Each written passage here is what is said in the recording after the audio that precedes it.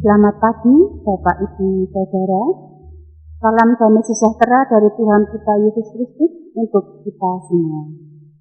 Sebelum kita memulai ibadah pada minggu pagi ini, perkenankan kami menyampaikan beberapa warta jemaat untuk minggu ini. Yang pertama, saudara-saudara kita yang sedang berulang tahun di minggu ini, Bapak Sugeng Fitriyono Teguh Harjanto tanggal 8 kelompok 1, Ibu Rina Astuti tanggal 9 kelompok 5, Bapak Yohanes Freddy Andrian tanggal 11 dari Banyubiru. Semoga Bapak Ibu yang berulang tahun ini diberikan kesehatan, kebahagiaan, Tuhan memberkati. Selanjutnya, peneguhan pengurus Komisi Wanita, Komisi Rumah Tangga, dan tim Rumah Emeritasi Pendeta periode 2020 sampai 2023. Pada kebaktian hari Minggu 8 November hari ini yang bertempat di gedung GKJ Ambarawa akan dilayankan peneguhan pengurus Komisi Wanita, Komisi Rumah Tangga, dan tim Rumah Emeritasi Pendeta periode 2020-2023. Mohon perhatian, dukungan dan doa dari semua warga jemaat. Tuhan memberkati.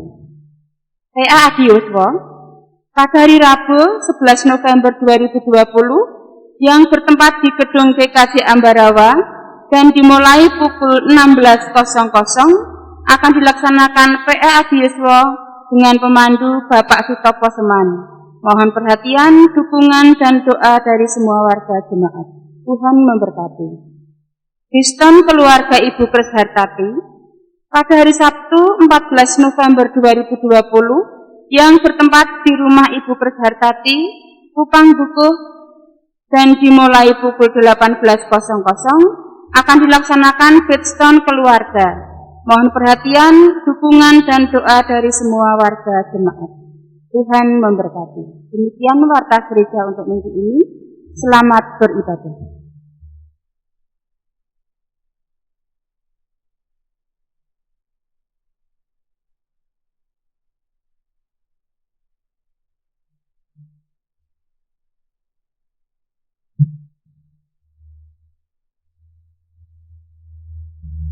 Maaf, saya undang untuk berdiri.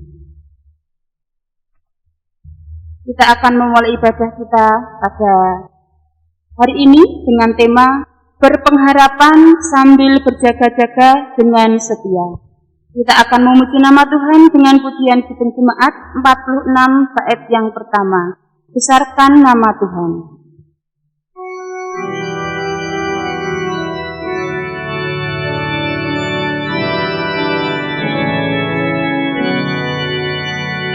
Besarkan nama Tuhan, haleluya. Kasih-Nya tak berkurang, haleluya.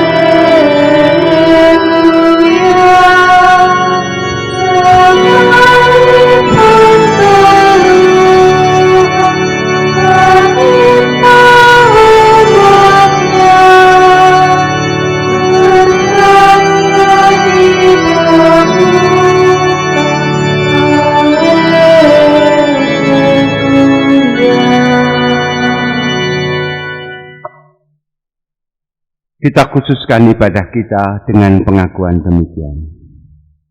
Tuhan yang menciptakan langit dan bumi adalah sumber pertolongan kami.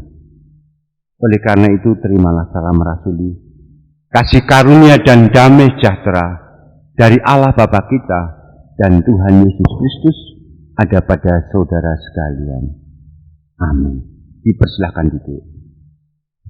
Mari kita kembali memuliakan, mengungkapkan rasa syukur kita dengan bait yang ketiga di dalam kekurangan Kyrie eleison.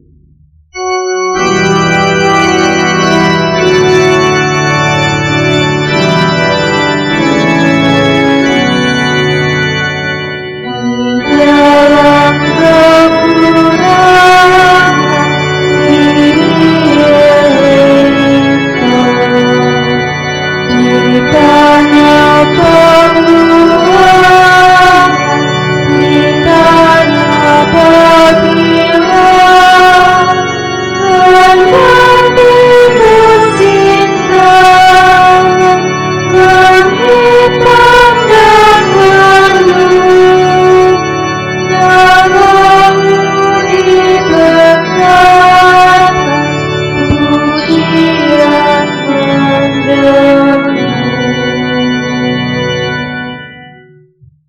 Pembacaan hukum kasih ambil dari Injil Matius 22 ayat 37 sampai 40. Jawab Yesus kepadanya, "Kasihilah Tuhan Allahmu dengan segenap hatimu dan dengan segenap jiwamu dan dengan segenap akal budimu.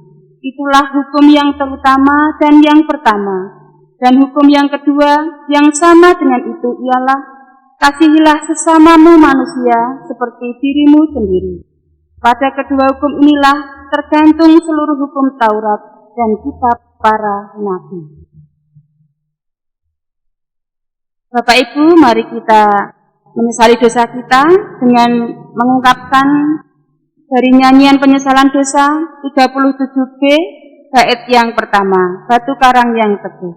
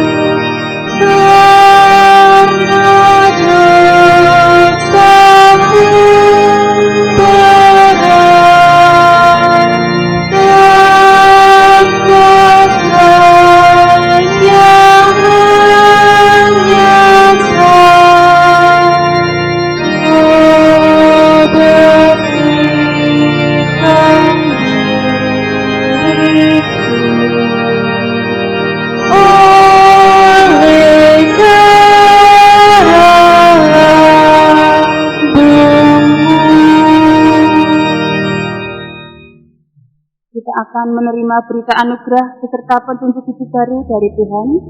Berita anugerah dari Yosua 24 ayat 1 sampai 3a disambung ayat 14 sampai 25. Kemudian Yosua mengumpulkan semua suku orang Israel di Sikem.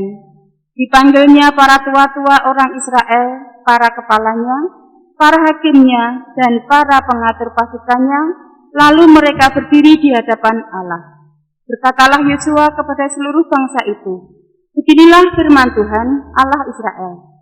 Dahulu kala di seberang sungai Efrat, disitulah diam nenek moyangmu, yakni Terah, ayah Abraham dan ayah Nahor. Dan mereka beribadah kepada Allah lain. Tetapi aku mengambil Abraham, bapamu itu, dari seberang sungai Efrat, dan menyuruh dia menjelajahi seluruh tanah Kanaan.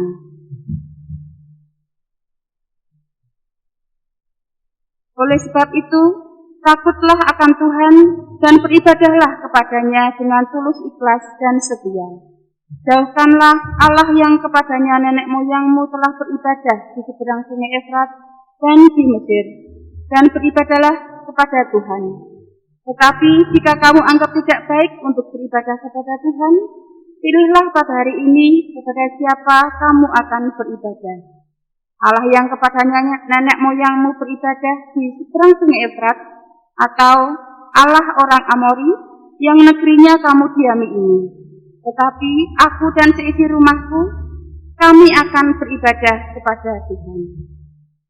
Lalu bangsa itu menjawab, "Jauhlah daripada kami meninggalkan Tuhan untuk beribadah kepada Allah lain.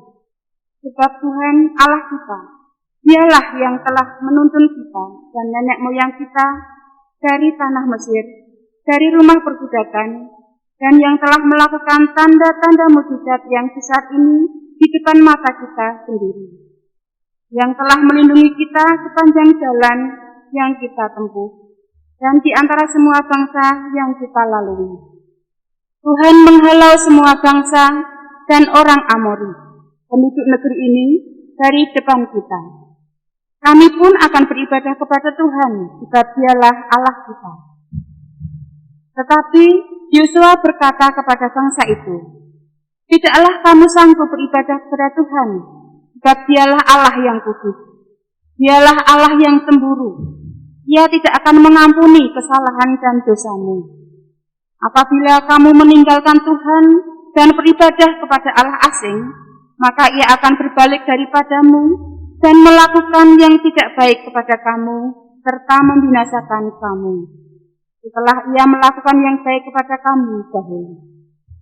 Tetapi bangsa itu berkata kepada Yosua, "Tidak, hanya kepada Tuhan saja kami akan beribadah."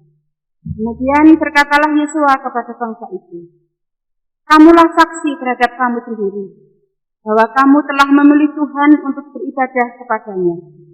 Jawab mereka, "Kamilah saksi." Ia berkata, "Maka sekarang jauhkanlah Allah asing yang ada di tengah-tengah kamu, dan condongkanlah hatimu kepada Tuhan Allah Israel."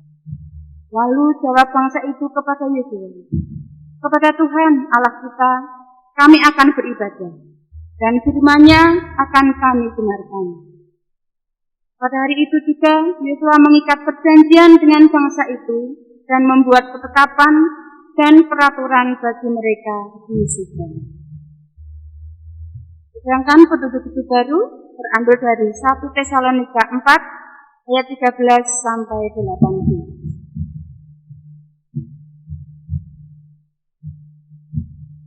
1 Tesalonika 4 ayat 13 sampai 18. Kedatangan Tuhan. Selanjutnya, kami tidak mau saudara-saudara bahwa kamu tidak mengetahui tentang mereka yang meninggal, supaya kamu jangan berduka cita seperti orang lain yang tidak mempunyai pengharapan. Karena jikalau kita percaya bahwa Yesus telah mati dan telah bangkit, maka kita percaya juga bahwa mereka yang telah meninggal dalam Yesus akan dikumpulkan Allah bersama-sama dengan Dia. Ini kami katakan kepadamu dengan firman Tuhan, kita yang hidup, yang masih tinggal sampai kedatangan Tuhan, sekali-kali tidak akan mendahului mereka yang telah meninggal.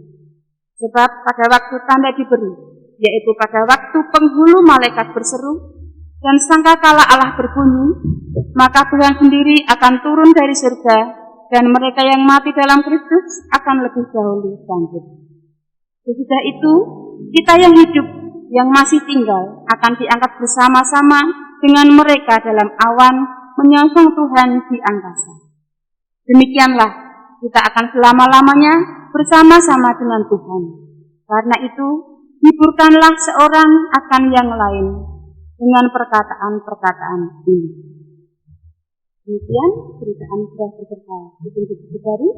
Kita akan menyanggupi dengan nyanyian kesanggupan Hitung Jemaat 452, bait yang pertama, naikkan doa tak enggan.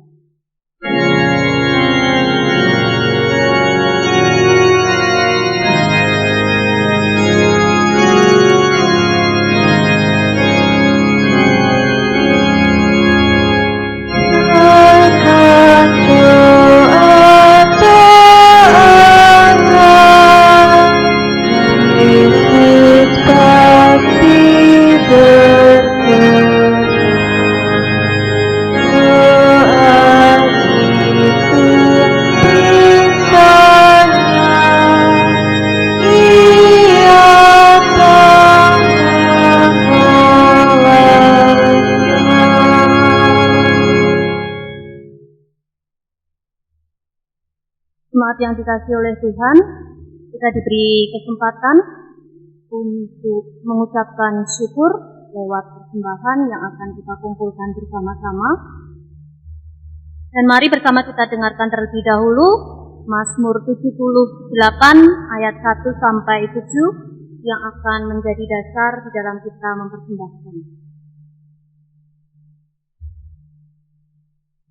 Nyanyian pengajaran Asaf. Pasanglah telinga untuk pengajaranku, hai bangsaku. Tendengkanlah telingamu kepada ucapan mulutku. Aku mau membuka mulut mengatakan amsal. Aku mau mengucapkan teka-teki dari zaman purbakala. Yang telah kami dengar dan kami ketahui dan yang diceritakan kepada kami oleh nenek moyang kami tidak hendak sembunyikan kepada anak-anak mereka. Tetapi kami akan ceritakan kepada angkatan yang kemudian tentang puji-pujian kepada Tuhan dan kekuatannya dan perbuatan-perbuatan ajaib yang telah dilakukannya. Telah ditetapkannya peringatan di Yakub dan hukum Taurat diberinya di Israel. Nenek moyang kita diperintahkannya untuk memperkenalkannya kepada anak-anak mereka, supaya dikenal oleh angkatan yang kemudian, supaya anak-anak yang akan lahir kelak bangun dan menceritakannya kepada anak-anak mereka, supaya mereka menaruh kepercayaan kepada Allah dan tidak melupakan perbuatan-perbuatan Allah, tetapi memegang perintah-perintahnya. Demikian dasar dari persembahan kita, dan mari kita kumpulkan persembahan kita diiringi dengan pujian dari Kidung Jemaat nomor 450. Kita pujikan bait yang pertama, Hidup Kita yang Benar.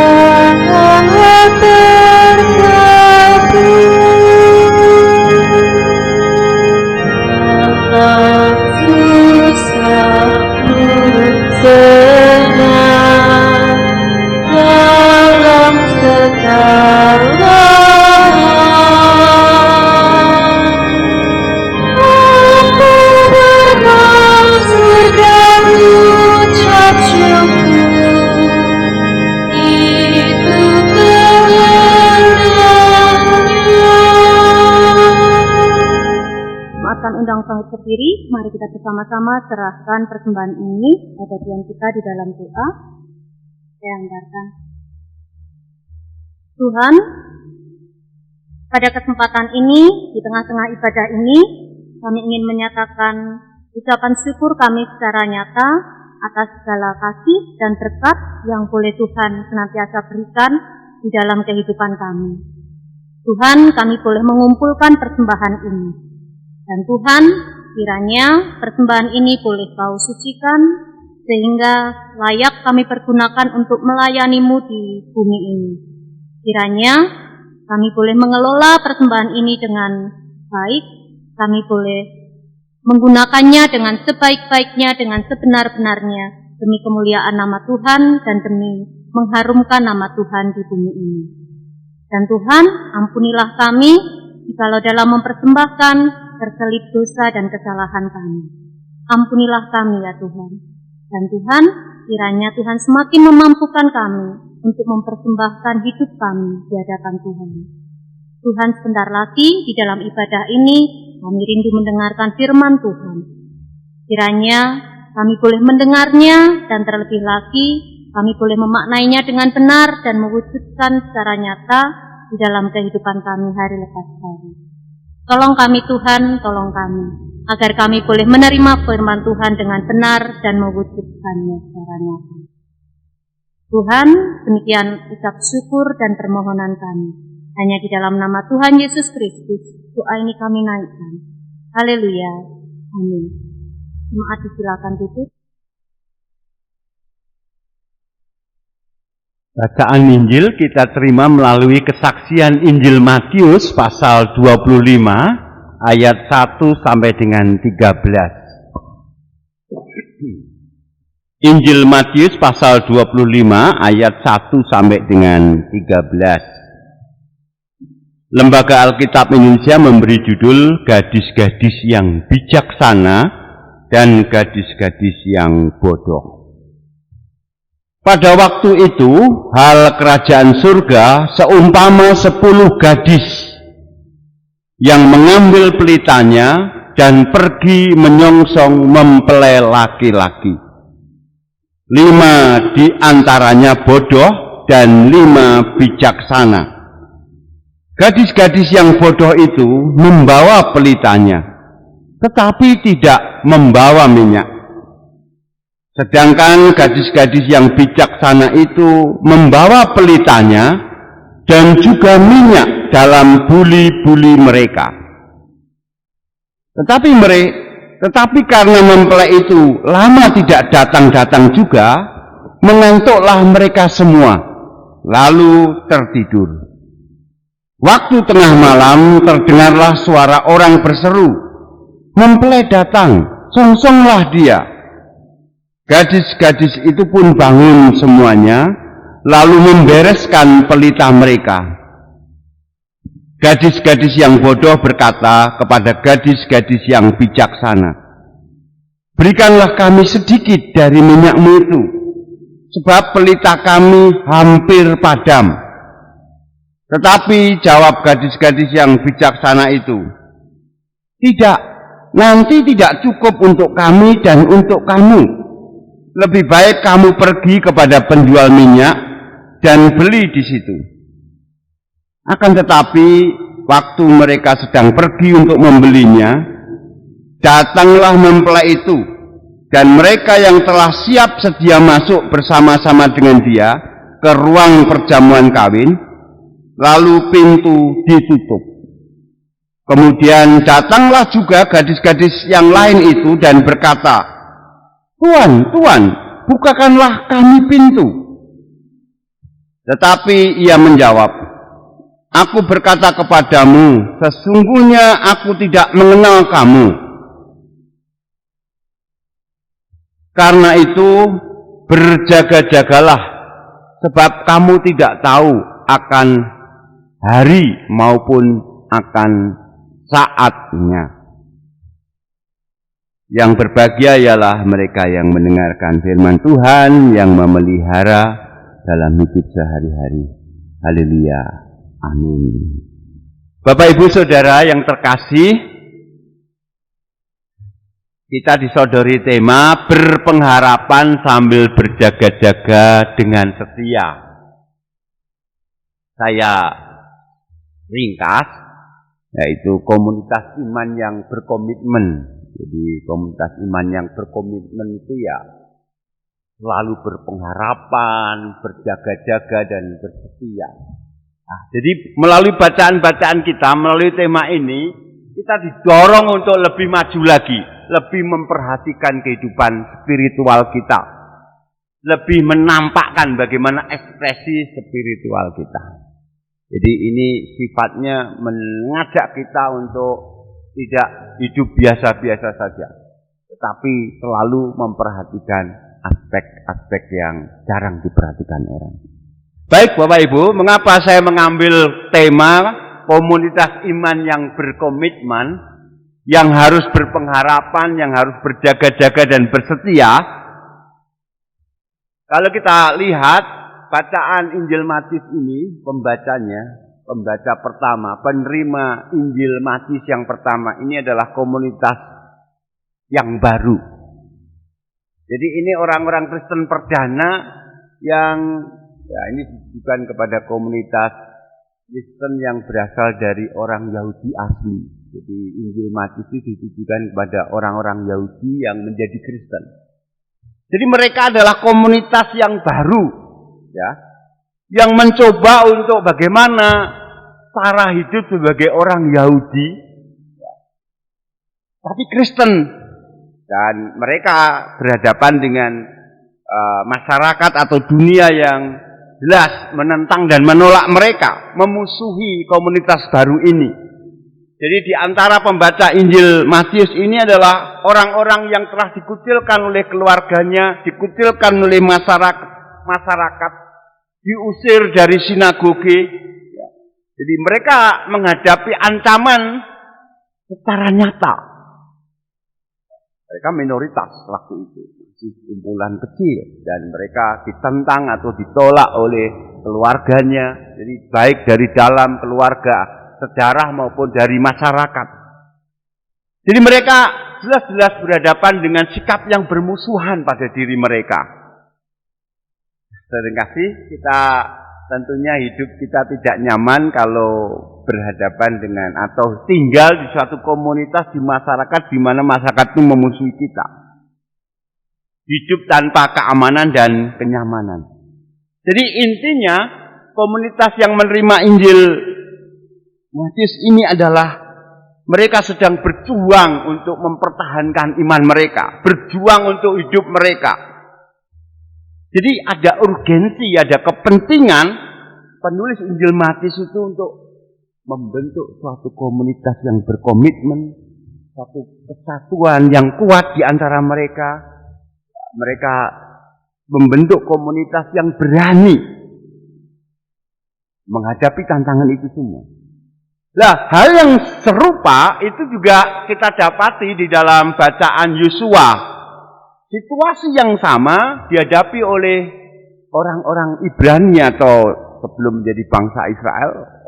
Mereka yang di bawah bimbingan Musa, yang selanjutnya di bawah bimbingan Yosua.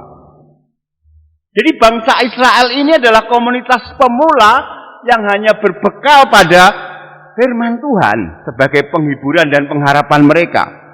Dan ini adalah saat genting karena mereka akan memasuki tanah perjanjian. Jadi Yosua sedang memimpin kelompok yang sedang masuk ke tanah perjanjian. Padahal saat itu tanah perjanjian diduduki oleh negara-negara yang cukup kuat. Memiliki bala tentara yang kuat, memiliki benteng tembok yang tinggi, dan memiliki dewa-dewa yang menarik bagi bangsa yang lain. Jadi orang Israel juga yang sedang dalam pimpinan Yosua ada dalam kondisi yang sama, sedang bertahan hidup. Mereka sudah menjalani pengembaraan di padang gurun, sekarang sudah tinggal masuk ke tanah perjanjian, sedang menanti penggenapan janji Tuhan. Sekali lagi, sama, ada urgensi, ada kepentingan untuk memperkuat komitmen sebagai umat Allah, memperkuat supaya ada komunitas yang bisa memperkuat satu sama lain. Karena mereka akan menjadi bangsa yang akan menempati tanah perjanjian itu. Jadi dua-duanya sama, baik pembaca Injil Matius maupun orang Ibrani yang kita baca ceritanya dalam kitab Yosua. Mereka ada dalam fase awal, fase pembentukan komunitas yang baru. Ini latar belakangnya, baik Injil Matius maupun kitab Yosua. Namun saya kasih, ini sesuatu yang aneh. Pertanyaannya adalah, mengapa justru Tuhan Yesus dalam perumpamaan Injil Matius tadi, perumpamaan 10 gadis, Yosua dalam bacaan Yosua tadi, menurut saya terkesan mempersulit orang untuk masuk ke komunitas. Jadi bacaan leksionari kita itu terkesan Yesus itu kok sepertinya ada 10 orang yang menjawab, tetapi ada yang bijak, ada yang bodoh. Mengapa harus ditampilkan yang bodoh? Demikian juga dalam Yosua tadi, kita lihat Yosua bahasa Jawanya nanting sekali. Berkali-kali kamu tidak akan setia, kamu tidak akan kuat untuk menyembah Allah. Godaannya besar. Tetapi orang-orang Israel tadi mengatakan, kami sanggup setia, kami akan bertahan. Lalu Yosua mengulangi lagi, kalau begitu saksinya kamu sendiri. Jadi artinya tanggung jawab diserahkan pada masing-masing. Nah, di tengah kondisi yang tadi fase pembentukan, mengapa? Ini kan biasanya saya ngasih, kalau di awal-awal, komunitas perdana, itu kepemimpinan yang terkenal adalah kepemimpinan yang bentuk ngemong, yang permisif, ya memaklumi kondisi, maklumlah ini baru belajar, maklumlah ini fase baru, maklumlah ini komunitas awal. Jadi harus lebih banyak ngomong, rangkul, permisif, memaklumi, dan sebagainya. Tapi mengapa justru dalam konteks Yosua dan konteks Matius ini saya melihat ada nada keras. untuk bisa masuk, untuk bisa menikmati menjadi komunitas iman. Jadi sekali lagi saya ringkaskan tadi pidato perpisahan Yosua tadi mengumpulkan bangsa Israel lalu mendesak mereka untuk berkomitmen melayani Tuhan, sama seperti yang sudah ia lakukan dengan keluarganya. Lalu mereka menjawab, ya kami antusias, kami akan mengingat Tuhan telah berkarya, sudah membebaskan, sudah melindungi. Tapi sekali lagi Yosua menandaskan tadi dalam ayat 19, kamu tidak sanggup beribadah kepada Tuhan, sebab Dia adalah Allah yang kudus, Dia adalah Allah yang pencemburu. Dia tidak akan mengampuni kesalahan dan dosamu. Nah, terima kasih. Demikian pula perumpamaan Tuhan Yesus tadi, komunitas orang percaya pembaca Injil Matius sama halnya. Diceritakan tadi ada kerajaan surga itu seumpama 10 gadis bodoh dan saya ulangi, 10 gadis yang membawa pelita. Ya kalau kita lihat 10 pelita itu adalah sesuatu yang setara, sepadan, equal, ya, egaliter, sama-sama membawa pelita. Dan ini merupakan satu tanggapan yang dimiliki oleh orang yang menjawab kerajaan surga tadi. Memiliki antusiasme yang sama pada awalnya. Memiliki kisah yang sama. 10 pelita sama-sama menyala. Lalu 10 pengiring itu menunggu dengan sabar. Lalu sampai jauh malam hari mereka tertidur bersama-sama. Ya, karena lalu mendengar mempelai laki-laki datang, 10 pengiring tadi sama-sama bangun, ya, dan 10 pengiring tadi sama-sama bersemangat untuk memulai pesta, masuk dalam perjamuan kawin. Tapi tiba-tiba, ini anehnya tadi yang saya katakan, kok ya diceritakan ada yang tidak sempurna. 5 yang nyata-nyata tadi dikatakan tidak bijaksana. 5 orang tiba-tiba mendapati dirinya kehabisan minyak. Pelitanya berkedip-kedip. Sehingga tadi mereka harus mencari toko 24 jam untuk mencari minyak mereka. Untuk mendapatkan cadangan minyak mereka. Tetapi yang punya cadangan mereka bisa langsung ke pesta, lalu ikut dalam kebahagiaan mempelai, dan tuan atau pemilik pesta tadi sudah menutup pintu. Nah, terima kasih.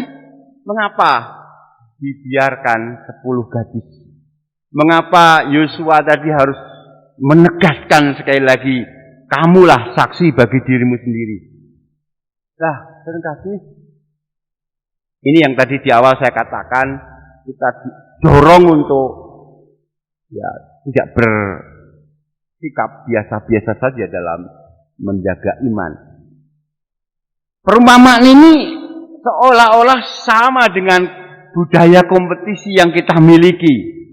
Ya, budaya kompetisi yang kita miliki, setiap orang pada dasarnya harus bertanggung jawab atas hidupnya sendiri, keamanannya sendiri.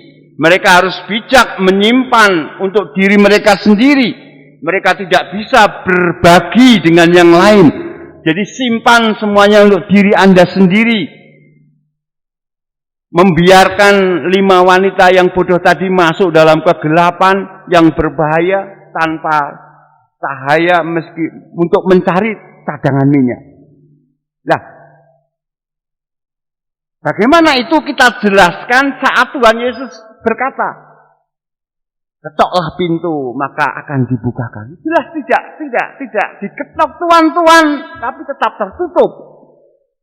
Bagaimana dengan firman Tuhan Yesus ketika mengatakan ampunilah orang lain 70 kali 7 kali. Nah, ini gara-gara cadangan minyak tertutup pintunya.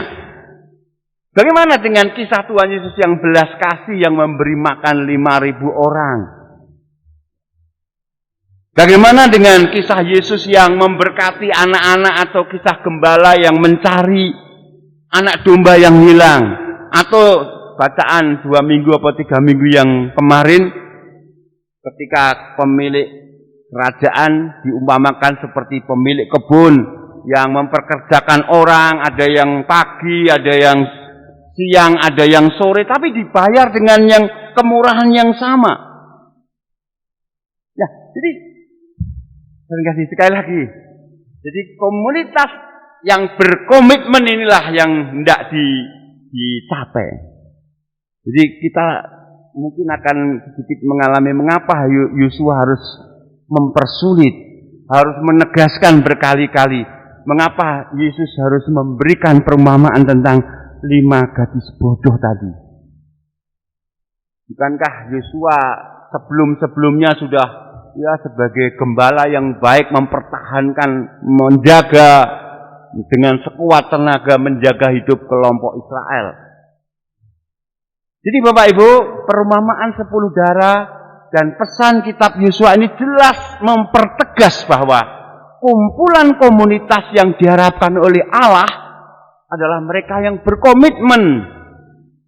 Jadi seringkali kita salah paham kalau bicara hal spiritualitas, ya udahlah yang penting mau, yang penting ada gitu. Tidak di dalam bacaan ini kasih. Jadi bukan sekedar ada. Jadi bukan adanya 10 pelita, tetapi ada yang berkedip-kedip. Tidak, itu yang tidak diharapkan. Yang diharapkan adalah komunitas yang berkualitas. Penekanannya bukan kuantitas. Bukankah kita masih ingat ada perumpamaan tentang gerbang yang sempit? Bukankah kita ingat tentang perumpamaan tentang tangisan dan gemertak gigi? Kita ingat tentang perumpamaan adanya lalang dan gandum. Perumpamaan tentang orang yang diusir dari pesta karena tidak memakai pakaian pesta. Itu juga ada dalam Injil Matius. Jadi di sini kita disadarkan komunitas yang diharapkan Yesus, komunitas yang diharapkan Yosua dalam bacaan kita adalah komunitas yang pilihan. Komunitas yang mampu dan teruji, yang terukur, yang berkomitmen, yang berkualitas.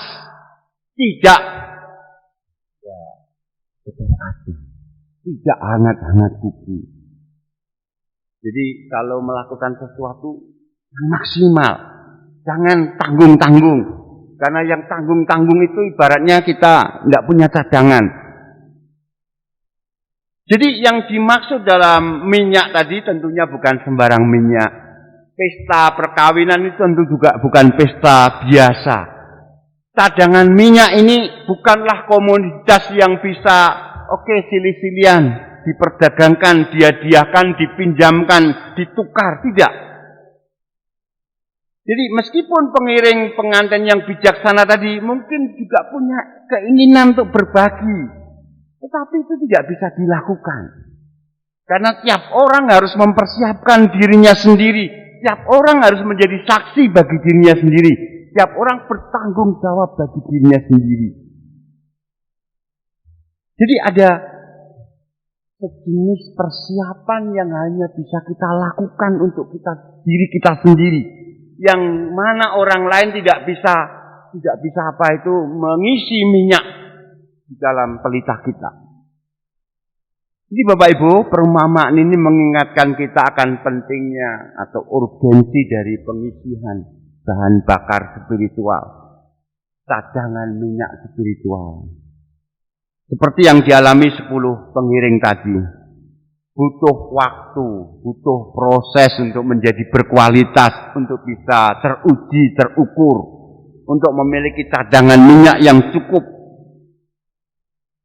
Jangan sampai suatu saat tiba-tiba tanpa terduga pelita kita berkedip-kedip. Artinya apa? Saat-saat kegelapan datang dalam kehidupan. Dan di saat kegelapan itulah justru kita membutuhkan jenis minyak yang tadi Yesus bicarakan. Supaya kita tetap berpegang pada janji Tuhan. Supaya kita tetap memiliki kedamaian yang melampaui akal budi kita. Supaya kita tetap memiliki harapan yang bisa menopang kita melewati kegelapan, melewati kekecewaan, melewati kegagalan, melewati kehilangan, melewati kesedihan, bahkan melewati pandemi saat ini. Jadi di masa pandemi ini, Bapak Ibu, kita butuh cadangan minyak yang banyak. Kita akan membutuhkan harapan, misalnya saat anak kita sakit, atau orang tua kita ada dalam kondisi tidak berdaya. Kita sangat membutuhkan kedamaian ketika kita menyadari, oh ternyata tidak ada cukup dana untuk membayar tagihan di akhir bulan. Atau kita mungkin ada di tengah-tengah hubungan yang tidak beres, kita bagaimana bisa bertahan? Ini kita membutuhkan minyak. Kita membutuhkan kegembiraan ketika rasa sakit akan kehilangan atau karena sakit yang terus-menerus. Itu kita membutuhkan pengharapan dan kekuatan yang pasti. Masa-masa kelam ini jelas membutuhkan daya spiritual yang lebih kuat. Sekali lagi Bapak Ibu, perumpamaan 10 gadis tadi, bacaan kitab Yosua tadi berbicara tentang sumber yang mampu menopang harapan kita tetap kuat. Mampu menopang pertumbuhan spiritual kita. Dan kita masing-masing harus mencarinya. Dan ironisnya Bapak Ibu, biasanya kita menemukan sumber cadangan spiritual tadi, cadangan minyak spiritual tadi, kita temukan dalam komunitas. Ya. Kita mencari bahan bakar itu dalam spiritualitas bersama. Kita bisa menimba cadangan minyak spiritualitas lewat komunitas. Tetapi anehnya, komunitas tidak bisa mengisikannya untuk pelita rohani kita. Jadi kita sendiri yang harus menimba di tengah-tengah komunitas. Ya ini, jadi jangan berpikir kalau sudah masuk komunitas, lalu otomatis minyak spiritual kita terisi, tidak. Kita juga harus menimba dari komunitas. Inilah topik utamanya. Pentingnya komunitas yang setia, yang berkomitmen. Jadi Yesus memberitahu kepada kita, ya kita berkumpul, 1, 2 orang, 2, 3 orang berkumpul, Yesus akan ada. Yesus berjanji menyertai kita. Roh Kudus akan memimpin kita saat kita berkumpul. Tapi lagi-lagi setiap orang harus mengisi cadangan spiritual. Tidak disediakan di komunitas. Persoalannya adalah, inilah yang saya katakan gereja itu adalah untuk menempa, untuk menguji iman kita. Laboratorium yang utama itu justru di gereja. Nah, terima kasih. Itulah sebabnya Yosua juga menegaskan setiap orang Israel harus berkomitmen. Karena satu saat bisa jadi banyak tantangan. Menghadapi bangsa yang kuat, menghadapi musuh yang kuat. Bapak Ibu yang terkasih, komunitas sangat penting sebagai sumber minyak spiritual. Tapi kesediaan kita untuk terus menjaga pelita menyala, itu adalah tanggung jawab perorangan. Tanggung jawab kita satu demi satu. Komunitas yang berpengharapan, yang berjaga-jaga, yang setia, yang berkomitmen, yang berkualitas. Amin. Saat teduh kita.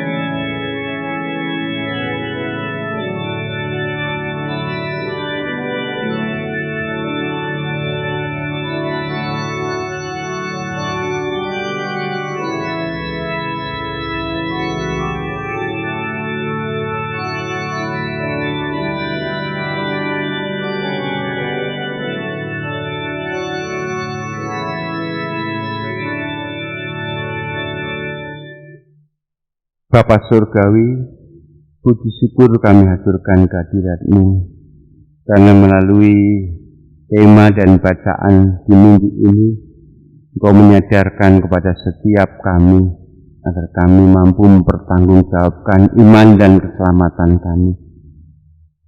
Tanggung jawab ada pada kami pribadi lepas pribadi.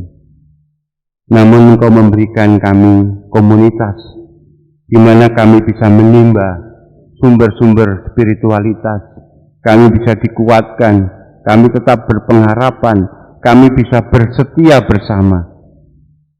Oh Tuhan, mampukanlah kami menjadi komunitas yang berkomitmen, yang mana kami satu sama lain saling mengasihi dan membangun, kami saling membentuk, kami menjadikan pribadi-pribadi yang berkualitas, pribadi-pribadi yang teruji dan terukur, pribadi yang sungguh sesuai dengan kehendak-Mu ya Bapa. Terlebih di masa-masa pandemi ini, di masa-masa sulit yang kami hadapi, Tuhan, sempurnakanlah kami satu persatu.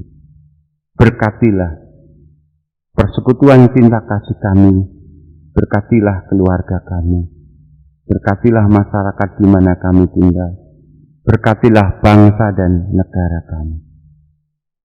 Dan kami juga berdoa sebagaimana yang diajarkan oleh Tuhan Yesus. Bapa kami yang di surga, dikuduskanlah nama-Mu, datanglah kerajaan-Mu, jadilah kehendak-Mu di bumi seperti di surga. Berikanlah kami pada hari ini makanan kami yang secukupnya, dan ampunilah kami akan kesalahan kami, seperti kami juga mengampuni orang yang bersalah kepada kami. Dan janganlah membawa kami ke dalam pencobaan, tapi lepaskanlah kami daripada yang jahat. Karena Engkau-lah yang punya kerajaan dan kuasa dan kemuliaan sampai selama-lamanya. Amin. Kami undang untuk bangkit berdiri, kita nyanyikan Kidung Jemaat 408 sebagai respon atas firman Tuhan tadi. Di jalanku ku diiring.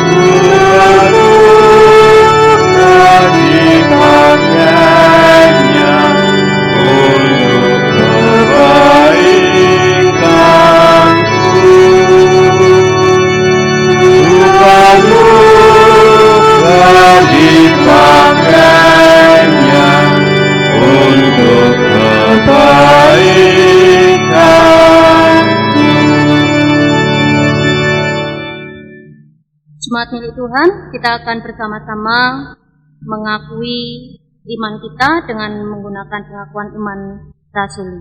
Mari. Aku percaya kepada Allah, Bapa yang Maha Kuasa, Khalik langit dan bumi, dan kepada Yesus Kristus, Anaknya yang tunggal Tuhan kita, yang dikandung daripada Roh Kudus, lahir dari anak darah Maria, yang menderita di bawah pemerintahan Pontius Pilatus, disalibkan, mati dan dikuburkan, turun ke dalam kerajaan maut. Pada hari yang ketiga bangkit pula dari antara orang mati, naik ke surga, duduk di sebelah kanan Allah, Bapa yang Maha Kuasa, dan akan datang dari sana untuk menghakimi orang yang hidup dan yang mati. Aku percaya kepada Roh Kudus, gereja yang kudus dan am, persekutuan orang kudus, pengampunan dosa, kebangkitan daging, dan hidup yang kekal. Jemaat yang terkasih, terimalah berkat Allah. Kasih karunia Tuhan Yesus Kristus dan kasih Allah serta persekutuan Roh Kudus menyertai saudara sekalian. Amin. Kita akhiri dengan bait yang kedua, di jalanku yang berliku, dihiburnya hatiku.